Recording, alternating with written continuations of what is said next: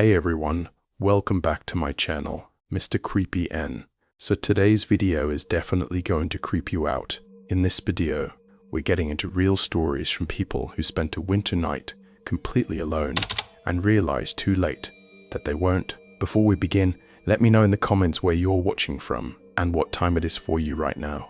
If you enjoy this kind of content, make sure to like the video and subscribe. Alright, let's get into tonight's stories. I don't believe in bad feelings. Never have. I'm the kind of person who laughs at horror movies and sleeps through thunderstorms. So when my Aunt Delia asks me to watch her cabin for a week while she flew down to Knoxville, I didn't hesitate.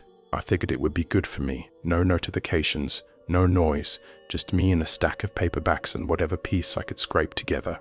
Which I got was something else entirely. She left on a Sunday. By the time I'd hauled in 2 bags of groceries and found where she kept the matches, the sky had curdled into that flat, iron gray that old-timers around here read like a second language.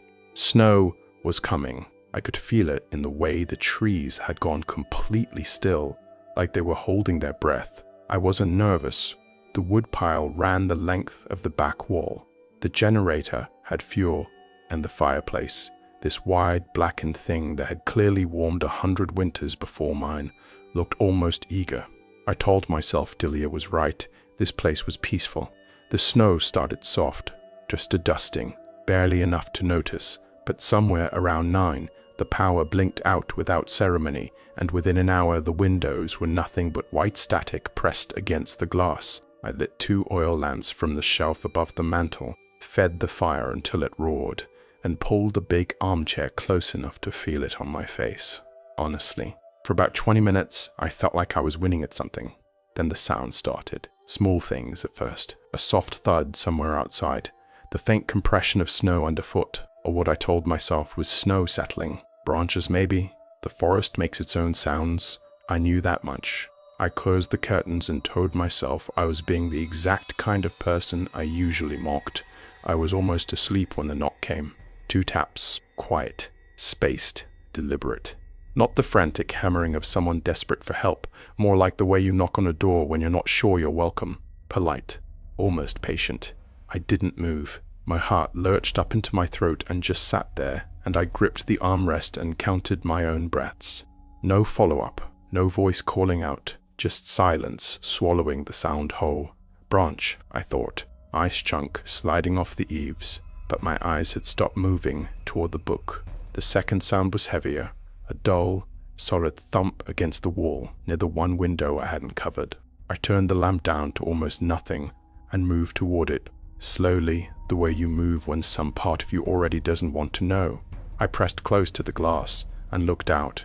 Trees, snow, dark between the trunks, nothing. Then the footsteps came. Not running, not shuffling, walking. A slow, unhurried crunch moving around the outside of the cabin in a wide, deliberate circle. I grabbed the fireplace poker before I'd made a conscious decision to do so and stood in the kitchen with my back to the wall, not breathing, listening to someone pace around my perimeter like they were measuring something. When the sound finally stopped, I counted to 60. Then I went to the back window. The footprints were there in the snow. One clean set, human-sized, heel to toe, unhurried. They didn't come from the tree line. They didn't lead up from the road. They just began, 4 feet from the cabin wall, as though the person had materialized out of cold air and circled the house and stopped directly below the bedroom window. No return path, no second set of prints leading away. Just a line of evidence that arrived, orbited, and ended. I took a photo on my phone out of pure instinct. No signal to send it anywhere, but I needed it to exist. Somewhere outside my own head. I sat in that armchair until morning, with the poker across my knees, watching the doors take turns feeling dangerous. By daylight, I'd rebuilt the whole thing into something manageable. A hiker caught in the storm, disoriented, spotted the firelight, thought better of knocking. People get turned around in whiteouts, the print starting from nowhere. A trick of wind, drifted snow filling in the approach. I said it enough times that it almost stuck. I said it right up until that night when the knock came again. Same rhythm. Same patience, same 2 soft taps, but this time from the back door. I didn't move toward it. The scratching started maybe 30 seconds later. Not frantic, not violent, just a slow, thin drag of nails down the wooden door, like someone tracing the grain. Methodical, exploratory. I turned on every lamp in the cabin. Generator, be damned, and the scratching stopped. And then a voice came through the floorboards. Low, barely above a whisper.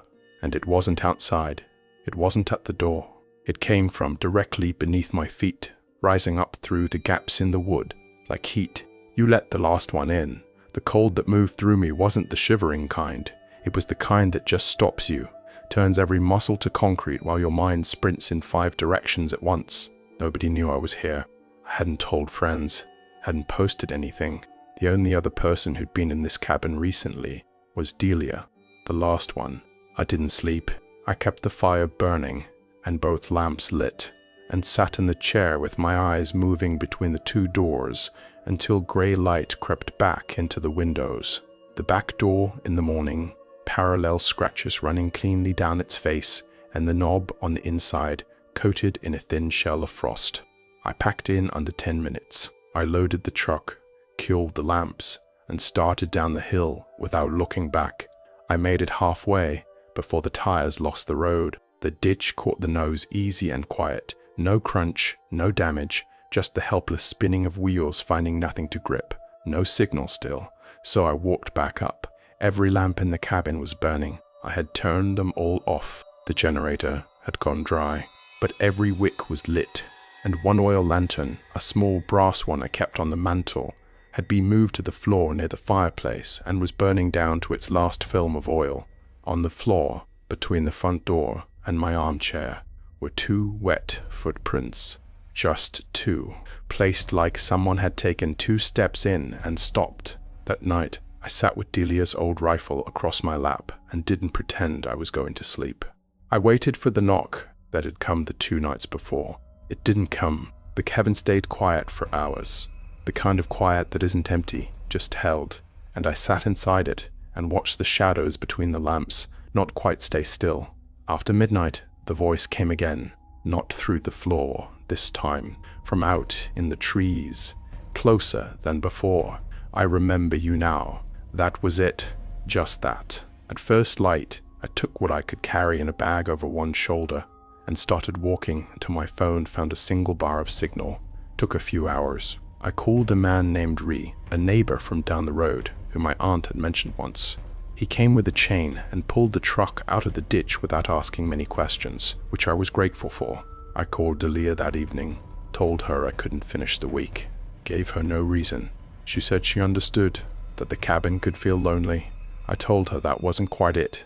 I didn't explain further. Some things don't survive being put into words, not because they're unbelievable, but because saying them out loud means sitting with the part you still can't answer. The footprints that started from nowhere, the frost on the inside of the knob, the voice that knew the one who came before me, and whatever it was that took 2 steps inside and then waited.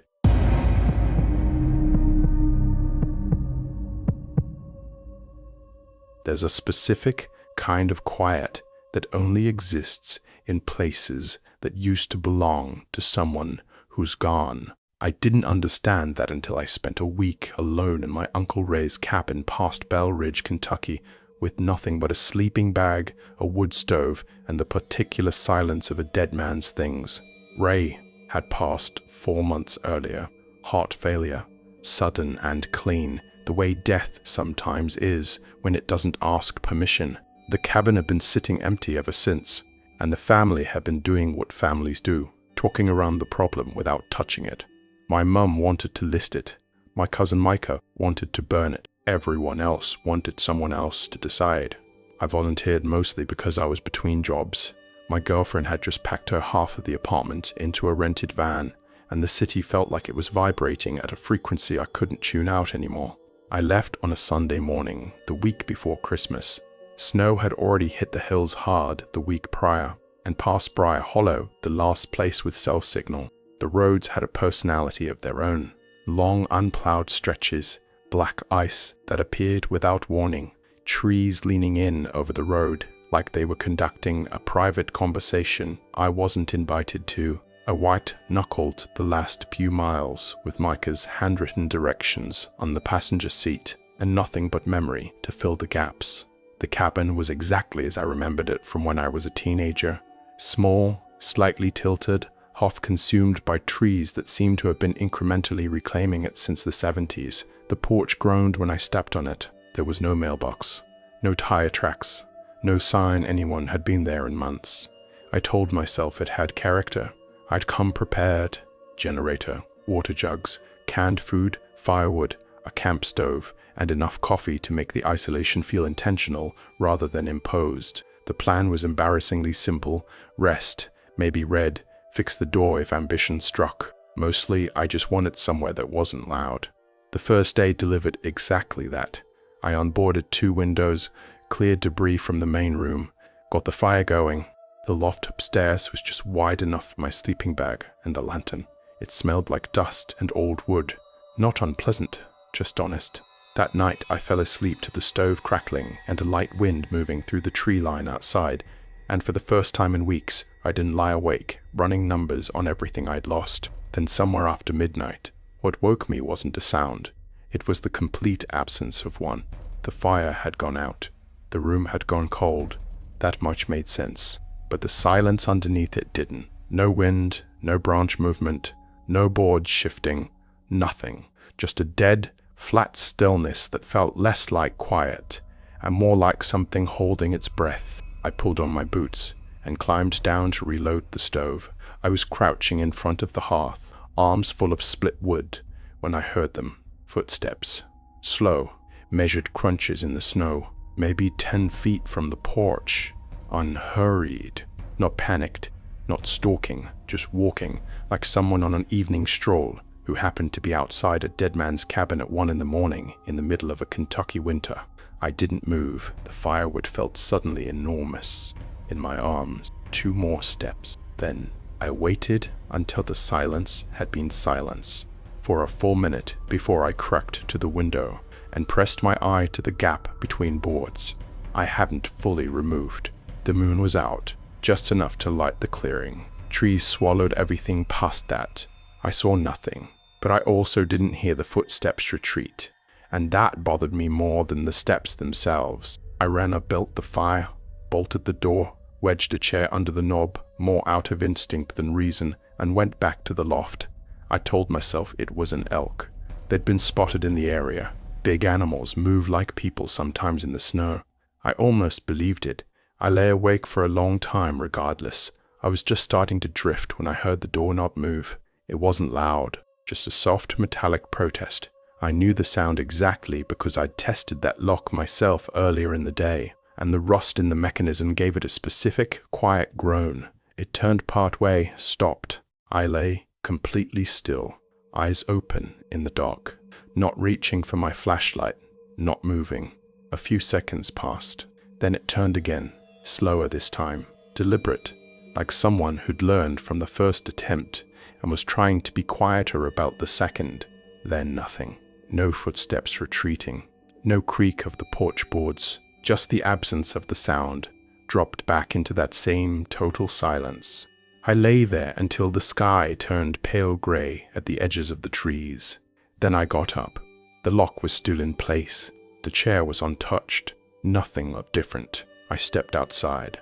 Snow had come down lightly overnight. Not much, just a thin new layer over what was already there, and underneath it, faint impressions, not boot prints, not animal tracks. Something wider, longer, flat. No tread, no distinct heel or toe. Just smooth, oval depression spaced like a walking gate, wrapping around the porch in every direction.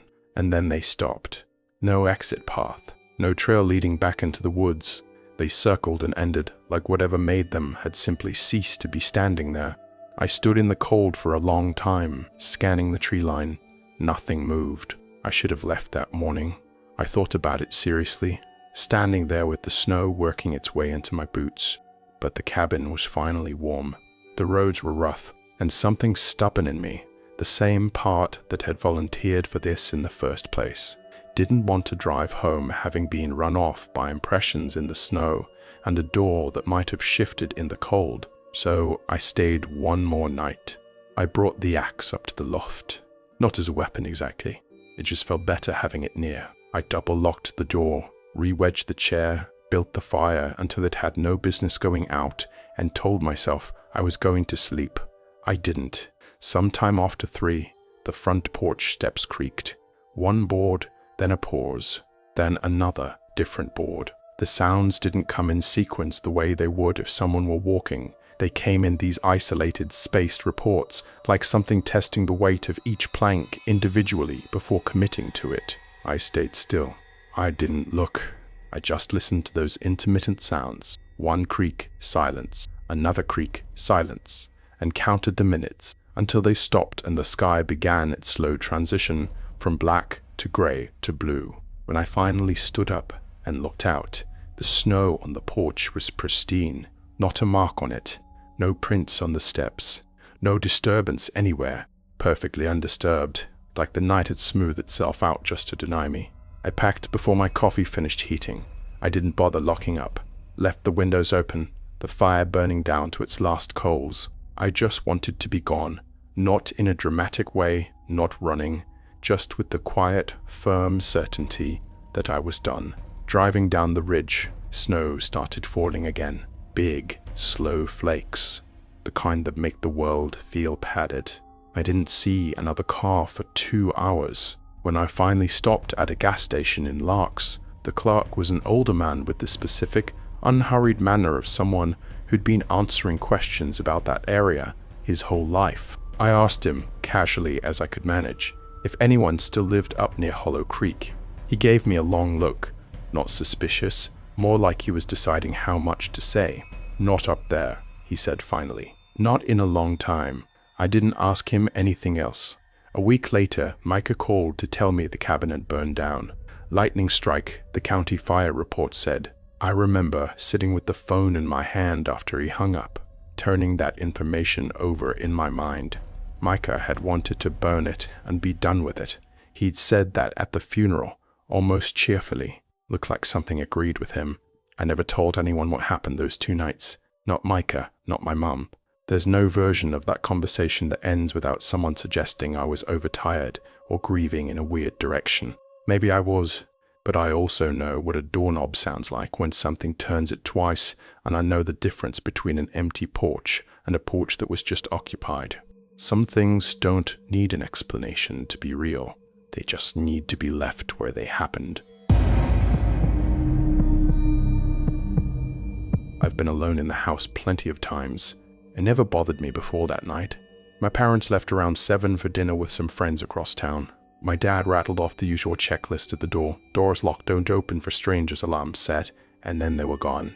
And the house settled into that particular quiet that only exists when you're 15 and suddenly aware of every sound a building makes when nobody else is in it. I went upstairs, threw myself across my bed, and pulled up a video on my phone about old video games. Classic Jordan move. Clock said 12:15 when I finally put my earbuds in. I was maybe 4 minutes into it when the knock came. Not soft, not a branch, 2 sharp raps on the back door that cut clean through the audio and dropped straight into my chest. I pulled one earbud out and sat very still, listening. The house gave me nothing back. Wind, I thought. Something fell. Then 3 more. Deliberate. Spaced. The kind of knock that knows someone is home. I got up without turning the light on and moved to my window, which looked down over the backyard. I pressed close to the blinds and scanned the yard. Fence line, grass, shadow. Nothing moved. I stood there longer than I needed to, waiting for something to make sense of what I'd heard. Nothing did. I went back to bed, told myself I was the kind of person who didn't spook easily. The knocking started again before I even got the earbud back in. Louder this time. Not frantic, worse than frantic. Testing. Thud. Pause. Thud. Pause. Like someone working through whether the door would hold, methodically without urgency. I sat up and texted my dad, hearing knocks at back door. You know anything? Signal out there was always spotty at that restaurant. No reply came. The bangs that followed were a different category entirely, the kind that traveled through the walls and vibrated in the floor under my feet. I heard the glass in the door frame rattle from upstairs. I moved into the hallway and down the stairs without turning anything on, staying close to the wall, where the boards were less likely to complain about my weight. From the bottom step I could see through the kitchen archway to the sliding glass door. The curtains were half drawn, and behind them, pressed against the glass, was a shadow, tall, slightly hunched. His palm was flat on the panel, sliding it back and forth in slow, even strokes, not trying to break through, just checking, feeling for the give in the lock. I folded myself behind the couch and didn't breathe. "Hello." His voice came through the glass, low and ground up, like gravel shifting. "Hey, open up. I just need to talk."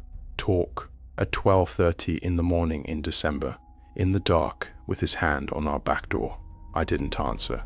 My fingers were shaking enough that I had to focus to dial. When the 911 operator picked up, I kept my voice barely above a breath. "There's someone trying to get into my back door. I'm home alone. Stay on the line. Officers are on the way." "Can you describe him?" "Tall, dark hoodie. He's got his hand on the glass." As I said it, the banging came back. The whole door shook in its frame. I pressed tighter behind the couch, phone against my ear, watching the shadow work at the handle. Click, click. "Is the lock holding? What's your name?" "Jordan." "Is there somewhere inside you can lock yourself in?" There was. The basement. Finished, door locked from inside. I started moving toward it, low and slow, when the glass went. Not an explosion, just a sharp crack, and then the softer sound of pieces landing on tile, almost delicate, like someone had dropped a picture frame. And then boots, heavy, deliberate, crunching over the glass and into the kitchen without hesitation. "Hello?" Louder now, filling the house. "I know someone's here. Come on out. I'm not going to hurt you. Just need to borrow something." Borrow. I tucked myself behind the basement door and pulled it almost shut, leaving just enough of a gap that latching it wouldn't make a sound. The operator was whispering something about 5 minutes. 5 minutes. I did the math on how far the kitchen was from where I was crouching, and didn't feel great about it. His footsteps moved through the living room. He kicked the side of the couch. Not hard, just a nudge, the way you'd check under a table. Testing. Kid. He'd stopped moving. I saw the light on upstairs earlier. Don't make this harder than it needs to be. The light. I turned it off before coming downstairs, which meant he'd been outside watching the windows before he ever knocked. The whole sequence rearranged itself in my head. Not a stranger passing through, not someone lost or desperate. Someone who had been standing out there in the cold, in the dark, watching the house, waiting for my parents' car to leave. His footsteps came toward the basement door. I felt them more than heard them. I gripped the inside knob with both hands. "Come out." Quieter now, which was worse. "I just need the keys to the car in the garage. You give me those. I'm gone." My dad's sedan. He'd been watching long enough to know about the car. Long enough to time his approach. Long enough to know I was alone. He pushed the door. Not hard. Almost gentle, like he expected it to swing open. I held it. He pushed again, weight behind it this time, and the door bucked against my shoulder, and I braced my feet against the bottom step and held it firm, jaw clenched, not making a sound. "Open it." His voice had shed the pretense now. "Open it, or I'll put it down." The sirens were faint at first, just a trace of sound from somewhere down the street, then two, layered, getting sharper. He heard them at the same moment I did. The pressure on the door stopped like a switch had been thrown. Damn it! Boots retreating fast, glass crunching again under his feet. The back door banged open, then silence, the real kind, not the held kind, and 30 seconds later the front door opened hard, and a flashlight swept the entry. "Police. Anyone inside?" "Down here," I called up. "I'm okay." I'm by the basement stairs. They found him 2 blocks over, caught in someone's fence trying to cut through a backyard. He'd been watching our house for 3 days, apparently. Knew the layout, knew the car, knew my parents' dinner schedule. In the rough way a person learns things by standing outside in the cold and paying attention. The detective who came to take my statement was professional and unhurried, and at one point he said, almost offhandedly, that I'd done everything right. Stayed low, called fast, held the door. I didn't feel like I'd done anything right. I'd just done the next thing, and then the next, until there wasn't a next thing left to do. I still don't love being in that house alone at night in winter. Something about the quiet after 12, the way a house sounds when it stops settling and just sits, still makes me turn the TV on just to have a voice in the room. Not because I think it'll happen again, just because silence lately has a shape I don't entirely trust. I want to tell you about the night I hid in a closet while two men walked through my parents' house, and how a stranger backed away from me like I was the frightening thing. It was a Monday. School was out for some holiday. I've genuinely forgotten. One of those calendar gaps that exist purely to give you a day off without any of the ceremony of a real holiday. My parents had left for work before I was fully awake, and by mid-morning, I was exactly where any 12-year-old with an empty house and a TV remote ends up. Couch channels. The comfortable low-grade boredom of a free day going nowhere in particular. The knock at the front door changed the temperature of the room. Not loud, just firm, purposeful in a way that a neighbor or a delivery driver isn't purposeful at 10 in the morning. I put the remote down and sat still for a second. The way you do when your instincts speak before your brain catches up. Then I slid off the couch, moved to the window, and pulled the curtain back just enough to see the porch without being seen. Two men stood there, one tall with a dark jacket and a beard, scanning the street. The shorter one beside him in a hoodie, hands in his pockets, weight shifting. Neither of them looked like anyone I knew. Neither of them looked like someone who'd knocked on the wrong door by accident. I let the curtain fall back and didn't move. After a minute, the knocking stopped. I let out a breath I hadn't realized I'd been holding, and stood there in the quiet, telling myself it was nothing. Salespeople maybe, or someone looking for a neighbor. I went back to the couch, picked up the remote again. Then I heard feet on the backyard grass. I moved to the kitchen window and looked out, and there they were, both of them, already at the back door. And the tall one wasn't knocking this time. He was kicking, his boot slamming the lower panel in heavy, rhythmic blows like he was working a job rather than breaking a law. His partner stood a few feet back, watching the fence line. I backed away from the window without making a sound. My phone was on the counter where I'd left it charging. I grabbed it without thinking and dialed 911, already moving toward the stairs. I didn't wait to see what happened next. I already knew what was happening. I got to my parents' room at the top of the stairs and pushed the door shut so carefully the latch didn't make a sound. The closet was deep, the kind that collects winter coats and boxes and everything a household doesn't know what to do with. I got all the way to the back, pulled my knees up, and let the coats fall around me. The operator answered on the second ring. 2 men are breaking into my house, I whispered. I'm hiding upstairs. Please hurry. How old are you? 12. A beat. Okay. You're doing great. Stay exactly where you are. What's your address? I gave it to her in a murmur, and then the sound reached me from downstairs. A crack, sharp and final, like a door giving up. Then footsteps on the kitchen floor. Then drawers. Things being moved, knocked over, the sounds of someone searching a house they've decided is theirs for the next few minutes. 2 voices, muffled but clear enough through the floor. Check the living room. Yeah, and hurry up. Don't want anyone coming home. I pressed the phone harder against my ear. The operator asked if I could hear them. I told her yes. She said officers were close. 2 minutes, maybe less. I nodded into the dark of the closet like she could see me. The footsteps found the stairs. Just one set, the other stayed below, still moving through rooms. But one set came up. Slowly, not rushing, the way someone moves when they think they're alone and have no reason to hurry. The bedroom door opened with a soft click that I felt more than heard. He moved through the room. I could track him by sound. Drawer handles pulled. Something shifted on the dresser, a muttered word I couldn't catch. I watched the closet door through the hanging coats and did not breathe. Nothing in here, he called down to his partner. His footsteps came toward the closet. The operator whispered something, but I wasn't processing words anymore.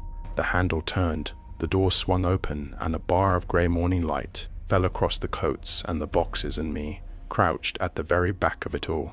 He was the shorter one, the hoodie. His eyes found mine and went wide, genuinely wide, like I was the last thing he planned for, which I suppose I was. I don't know why I said what I said. It just came out. Please don't hurt me. He stared at me for a moment that lasted a very long time. Then he turned and shouted down the stairs, "There's a kid in here," and bolted out of the room. I heard both of them scrambling, the front door hitting the wall on its way open, and then nothing but the distant sound of feet on pavement. "They're running," I told the operator, my voice coming out strange and thin. "They saw me and they ran. Stay where you are. Police are pulling up now."